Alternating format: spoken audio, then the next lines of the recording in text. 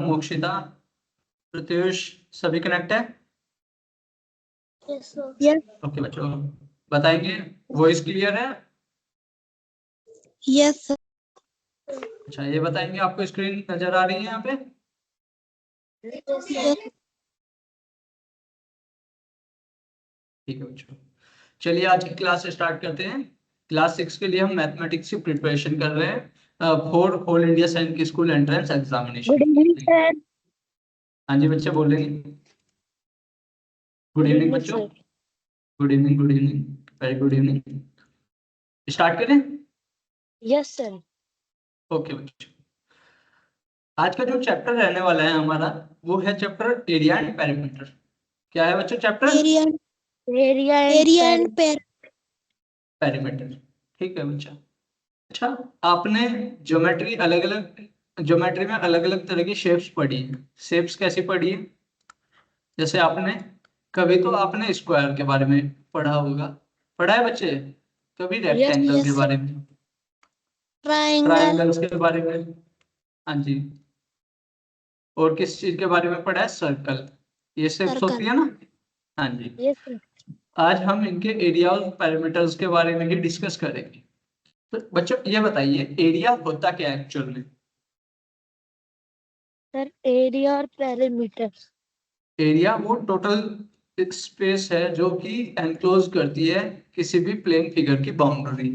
जैसे कि ये हमने एक प्लेन फिगर बना ली इस तरह से, ठीक है।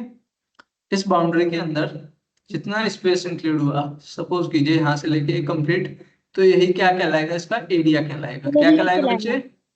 एरिया। और सर पेरीमीटर? पेरीमीटर क्या होता है बच्चे? पेरीमीटर होता है इसकी लेंथ, कितनी लेंथ हुई है, ये अभी बताएंगे। देखिए, एरिया क्लियर समझ आ गया? Yes sir. ठीक है, पहले एरिया के बारे में ही समझ लेते हैं अच्छे से। जो एरिया होता है वो हमेशा स्क्वायर यूनिट में रिप्रेजेंट किया जाएगा। यूनिट का क्या कर देना है हमें? स्क्वायर कर देना है। जैसे कि अगर लेंथ किसी की सेंटीमीटर में है तो उसका एरिया किस में आएगा? सेंटीमीटर स्क्वायर में आएगा। अगर लेंथ किसी चीज की मीटर में है तो उसका स्क्वायर क्या ऐसे लिख देंगे, उसका एरिया किस में आएगा? यूनिट मीटर स्क्वायर हो जाएगी। बताएंगे एरिया की यूनिट हमेशा किस में होगी? यूनिट का क्या, यूनिट का हमें क्या करना है बच्चे? स्क्वायर करना है। याद रहेगा ये?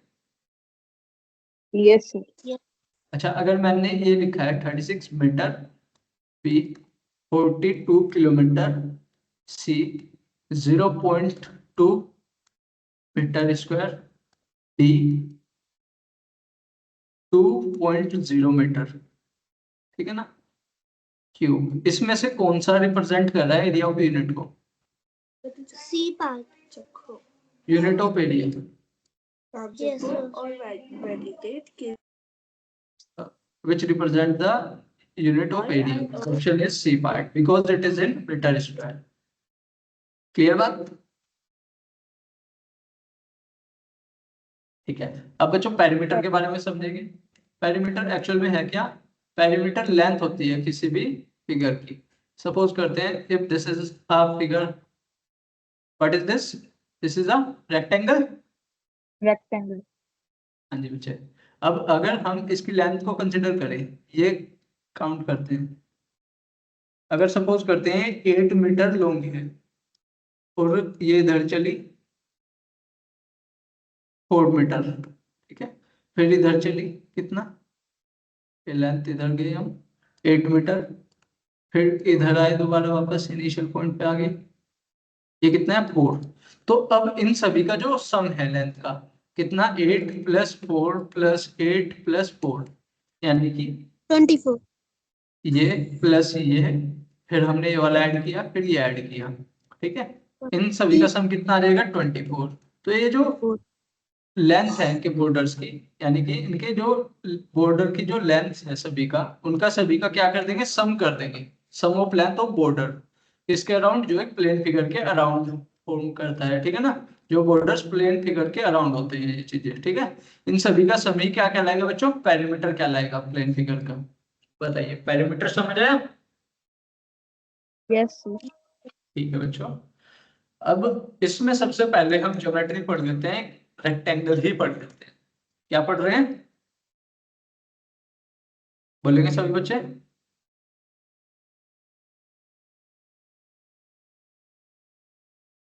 शेप का नाम बोलेंगे बच्चों? रेक्टेंगल है। रेक्टेंगल। हाँ जी बच्चों। अब इसमें रेक्टेंगल में होता क्या है, दो तो लेंथ होती है, कितनी लेंथ होती है बच्चों? लेंथ तो और दो ही क्या होती है, ब्रेथ।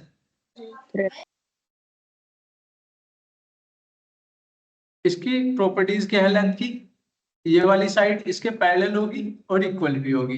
क्या होगी? इसके पैरेलल भी होगी और इक्वल भी होगी। इसी तरह ये वाली इसके पैरेलल भी होगी और इक्वल भी होगी। ठीक है बच्चे? ब्रेथ ब्रेथ भी इक्वल होगी, लेंथ लेंथ भी इक्वल होगी। समझ आइए बात? सभी को क्लियर? Yes sir. बताइए बच्चों। ठीक है, अब मैं इसको शॉर्ट में लिख रहा हूँ। लेंथ को मैंने लिख दिया L से, ब्रेथ को लिख दिया हमने B से। सॉरी, लेंथ ये है यहाँ पे, तो ब्रेथ यहाँ पे लिखेंगे, ब्रेथ को लिख दिया B से। ठीक है, अब यहाँ पे देखिए बच्चे, इसका जो एरिया होगा, क्या पढ़ना है अभी हमें? एरिया पढ़ना है। एरिया कैसे लिख लेगा? इन्होंने क्वेश्चन के अकॉर्डिंग ए और बी मान रखा है लेंथ को। लेंथ कितनी सपोज कर ली इन्होंने? ए सपोज कर रखी है। लेंथ को कितना मान रखा है? ए। कितना भी मान सकते हैं, ब्रेथ को बी मान लिया, कोई दिक्कत नहीं है। ये तो जनरल रिप्रेजेंटेशन बता रहे हैं हमने, किससे डिनोट किया है। ठीक है, अब यहाँ पे देखिए, जो एरिया होता है वो क्या मल्टीप्लाई करके आता है आपस में? लेंथ की मल्टीप्लाई जब ब्रेथ से कर दिया जाए तो क्या निकल के आ जाएगा? एरिया आ जाएगा। एरिया ऑफ रेक्टेंगल क्या होता है बच्चों? बोलेंगे सभी बच्चे? कितने बच्चों को पता है area of rectangle length into breadth होता है? बताइए। मुझे पता है सर, मुझको पता है लेंथ टू ब्रेथ। ओके बच्चों को पता है, तो अब ध्यान रखना है, जिसको नहीं भी पता है वो भी ध्यान रखना। एरिया ऑफ रेक्टेंगल होता है लेंथ इनटू ब्रेथ। अब बच्चों इसका पेरीमीटर कैसे लिख लेगा? सर पैरामीटर लिख लेगा, पहले तो लेंथ और ब्रेथ को मल्टीप्लाई करना है। सर नहीं 2 बच्चों, into पेरीमीटर क्या होता है? पेरीमीटर क्या होता है पहले तो यही बता देंगे। Sir perimeter sum of all its sides। थर्मोपोलेट साइड। तो लेंथ कितनी बार ऐड हुई इसमें? एक बार तो यहाँ पे ऐड होगी लेंथ, और एक बार यहाँ पे। 2 बार। दो बार, तो 2a लिख देंगे उसको। a plus A Yes, 2a होता है ना। ठीक है, Yes. ब्रेथ कितनी बार ऐड हुई इसमें? दो बार। सर 2 बार। हाँ, तो इसको 2b लिख देंगे। तो 2 Yes, दोनों में कॉमन ले जाएंगे, तो क्या बन जाएगा? a plus B into 2। Into 2। तो पेरीमीटर का फॉर्मूला आ गया 2 into length plus breath. 2 into क्या आ गया? Length Length। Plus breadth. समझ आया perimeter of rectangle? Yes। Okay बच्चों, अब यहाँ पे देखना है, नेक्स्ट स्लाइड पे देख लेते हैं। ये हमारा बी था। तो इसका अगर ए लेंथ है और बी ब्रेथ है, तो एरिया ऑफ रेक्टेंगल क्या होता है बच्चों? Length into breadth. लेंथ कितनी कंसीडर करी है हमने? ए। और ब्रेथ कितनी कंसीडर करी है? B। बी। तो एरिया ऑफ रेक्टेंगल का फॉर्मूला होता है लेंथ इनटू ब्रेथ। तो यानी कि लेंथ ए है और ब्रेथ बी है, तो क्या आ जाएगा फॉर्मूला? A B. बताएंगे? ठीक है। अच्छा, अगर एरिया लेंथ इनटू ब्रेथ है, अगर हमें खाली लेंथ निकालनी हो तो क्या कर देंगे? Area divided by breath. बताएंगे? जो मल्टीप्लाई वाली चीज है इक्वल के बाद किस में आ गई? डिवाइड में। ये बात बताएंगे, सभी को क्लियर हुई? Yes। ओके बच्चों, अब जो ब्रेथ है, इसी तरह ब्रेथ भी निकाल सकते हैं। अगर एरिया को लेंथ से डिवाइड कर दे तो क्या आ जाएगी बच्चों? ब्रेथ आ जाएगी। बताएंगे? ये दो पॉइंट क्लियर हुए क्या? Yes sir। ठीक है बच्चों, अब नेक्स्ट समझ लेते हैं। अगर ये समझ आ गई तो सबसे पहले बोलेंगे एरिया का फॉर्मूला क्या पढ़ा था हमने? Sir length into breadth। Length into breadth. फिर हमने क्या पढ़ा है बच्चों? पेरीमीटर का पढ़ा है। पेरीमीटर में क्या होता है? 2 into length plus breadth. Yes sir। सभी बोलेंगे बच्चे फॉर्मूले को, 2 into L plus B। L plus B. Very good. हाँ जी, अब जो हमें रेक्टेंगल गिवन था उसमें एल की वैल्यू कितनी दे रखी थी? ए। और ब्रेथ की वैल्यू दे रखी थी बी। तो उसके अकॉर्डिंग ये फॉर्मूला आ गया 2a प्लस बी। 2 इंटू ए प्लस बी। क्लियर है? Yes sir। ठीक है बच्चों, अच्छा, अगर हम यहाँ पे इस चीज को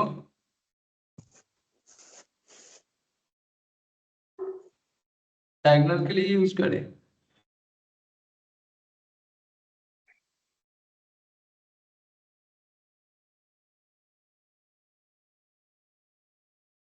यहाँ पे देखना बच्चे, अगर हमने एक रेक्टेंगल बनाया है इस तरह से, रेक्टेंगल दिख रहा है सभी को? Yes, sir. ठीक है, Yes, ए sir. बी सी डी इसका नाम रख देते हैं। तो इसकी डायगोनल क्या होगी? जो अपोजिट वर्टिसेस को ज्वाइन करके बनते हैं ना, जो लेंथ, Yes. वो क्या कहलाती है? Yes, diagonal. sir. Diagonal. हाँ जी, तो यहाँ पे डायगोनल क्या है? AC। AC is a diagonal. क्या है यहाँ पे? AC डायगोनल है। इसी तरह बी और डी भी बन सकती थी। तो एक रेक्टेंगल में कितनी डायगोनल हो सकती है? Sir, दो. 2 डायगोनल्स हो सकती है। Very good. तो ये 2 डायगोनल्स हो गई। अब यहाँ पे देखना बच्चे, अगर ये हमारी लाइन परपेंडिकुलर है, तो परपेंडिकुलर के सामने वाली जो लेंथ होती है ना बच्चे, सपोज करते हैं AC है, ठीक है, तो ये जो सामने वाली साइड होती है परपेंडिकुलर के सामने वाली, अगर हम उसका स्क्वायर करें, वो किसके इक्वल होता है? बची हुई दो साइड के स्क्वायर के सम के, यानी कि AB के स्क्वायर प्लस BC के स्क्वायर के। ठीक है बच्चों, ये किस थ्योरम से होता है? पाइथागोरस थ्योरम से। कौन सी थ्योरम है? Pythagoras. हाँ जी बच्चे, पाइथागोरस होता क्या है, इसको डिटेल में समझ लेंगे थोड़ा सा। अगर हमने कहा है कि ये एक डायगोनल है इस तरह से, ठीक है, यहाँ पे ये कितना बनाता है? हर एक एंगल 90 बनता है ना इसमें। Yes. तो पाइथागोरस 90 डिग्री वाले एंगल्स पे ही एप्लीकेबल है।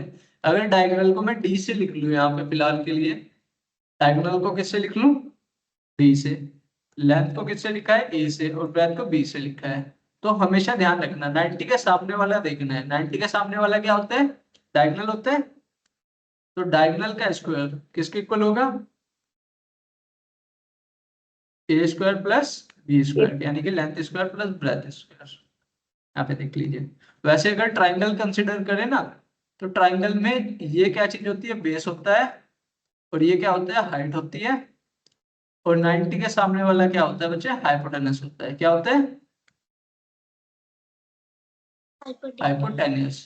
तो जो हाइपोटेनियस का स्क्वायर होता है, वो बेस के स्क्वायर प्लस हाइट के स्क्वायर के इक्वल होता है। किसके इक्वल होता है हाइपोटेनस का स्क्वायर? Base के square plus height के square. हाइपोटेनस का स्क्वायर।